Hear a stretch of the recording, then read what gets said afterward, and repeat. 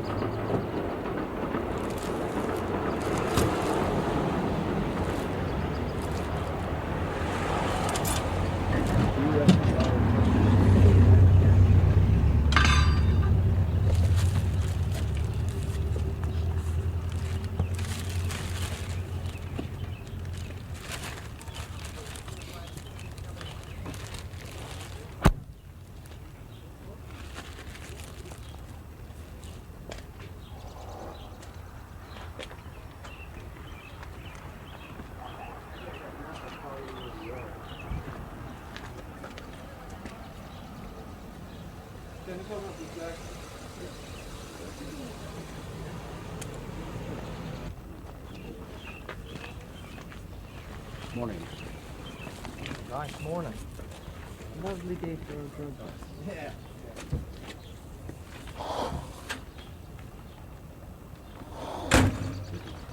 Picture ripping up. Oh, sure.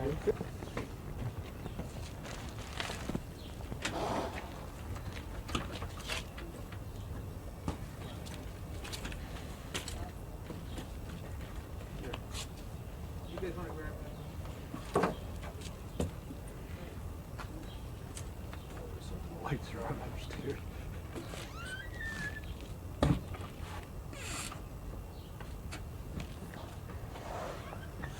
just have to go back in. I just want to stay up there. Okay. I'll be right back. Look at this child.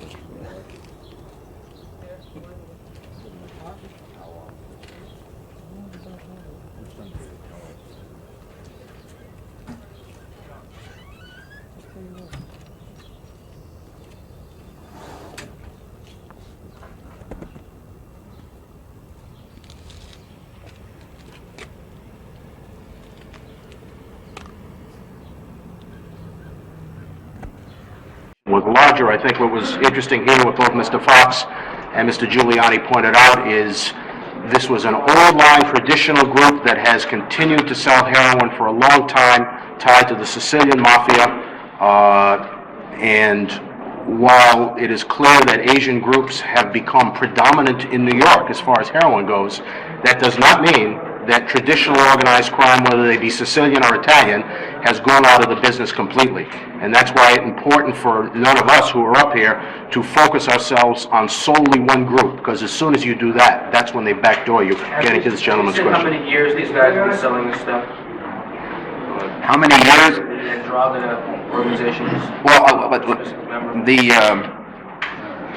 the affidavit makes it plain that many of these people have spent a lifetime of selling drugs, and I think it is also appropriate to comment on the fact that in many cases these are people who have been arrested before and have been dealt with before, and then were put back out on the street. Mr. Adamita is the case that is most specifically laid out in the affidavit. He had been arrested, convicted, and sent off to prison for 20 years, and then let out on a furlough. And I don't mean to be critical of Italian authorities, because we furlough probably more often than they do. It doesn't make any sense to give a furlough to a drug dealer. What was the background? We have seen in last 4 or 5 years numerous repeat offenders, people who have been convicted of selling drugs before, convicted on a major scale, let out of prison in 4 or 5 years, 6 years, furloughed from prison, dealing drugs from prison because the security in prison is such that they're permitted to do that. Those are all things that we have to change and stop if we're going to take this effort seriously. Giuliani, how much breakdown on the mafia traffickers and narcotics led to the emergence of Asian organized crime groups, Jamaican organized crime groups doing narcotics trafficking in the U.S.? I don't think it led to it. I think it creates, to the extent that there's a decrease in one group dealing in drugs, it leaves a vacuum. So other groups can have an opportunity to increase. So I think one has an effect on the other, but it doesn't lead to it. Could you give an indication of where the big break came in this case? Was it on the Italian side or on this side, and how your folks got infiltrated these groups? What was the question? I think he wants to have a big break. There was no real big break. DEA had, if I may speak, had an investigation going on, I think, for 2.5 years targeting some of these individuals.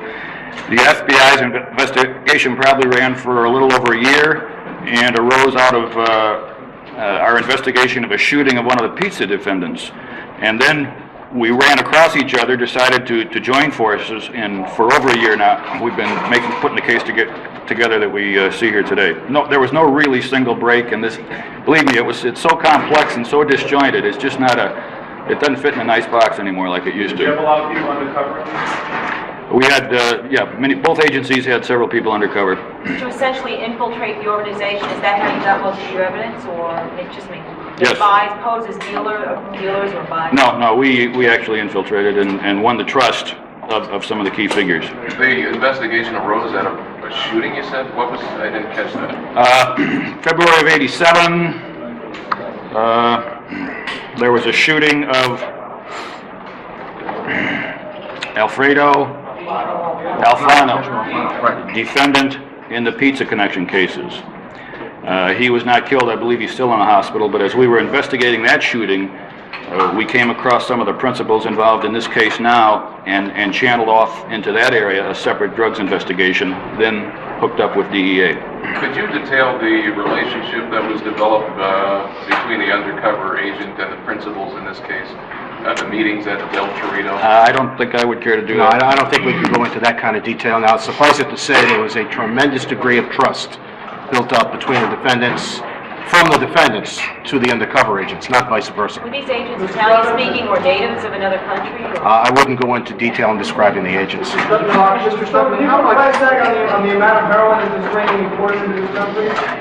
No, but Who was the hub, the broker you The suggested? king. well, there's one guy in here. His name is mentioned over 100 times. You know. And, Michael Lodegan? no.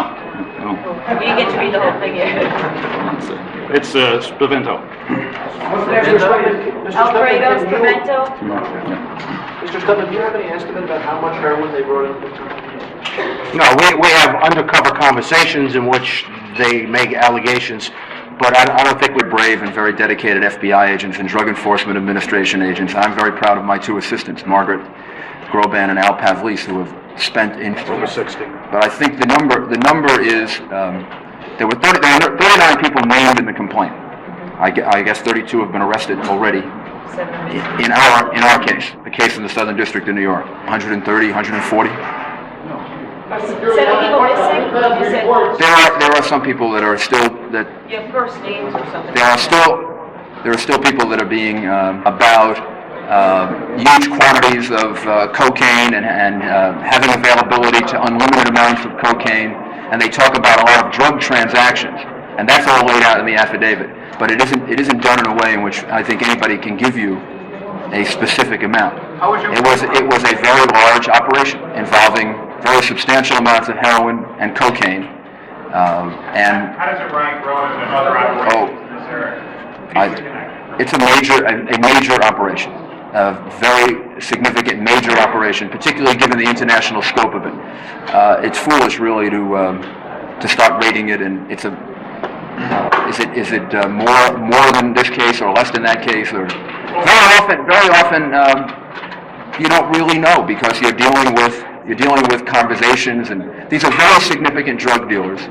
They're drug dealers who have moved up significantly in the last 4 or 5 years. Mr. Adamita was a courier in 1981.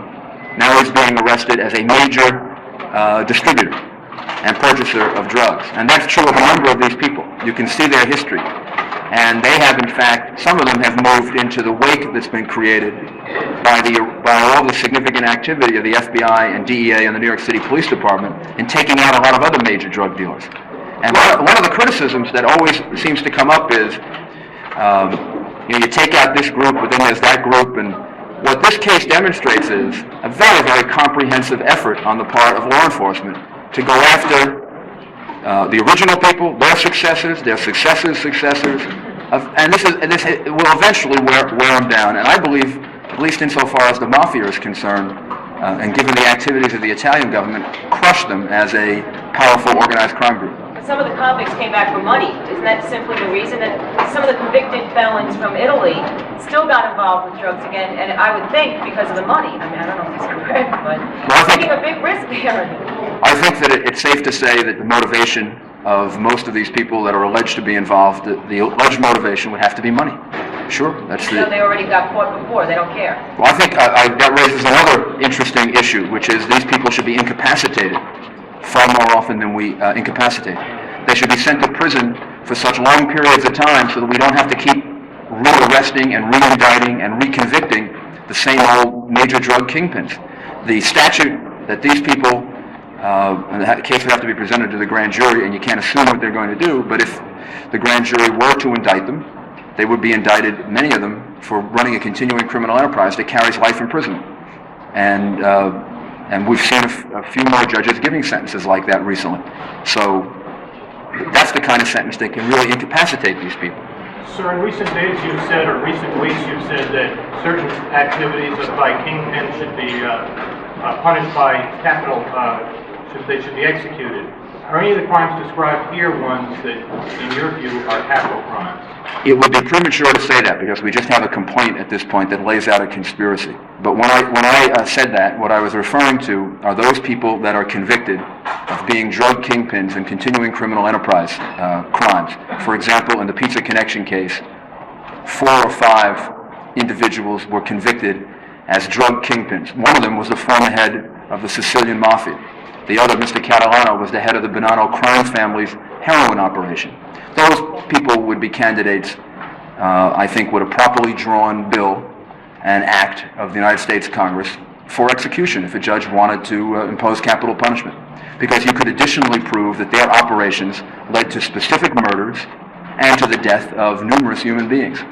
And we're talking about an area where you can deter people from committing these crimes. These aren't crimes of passion. These aren't crimes that occur because people are upset or angry or make a mistake.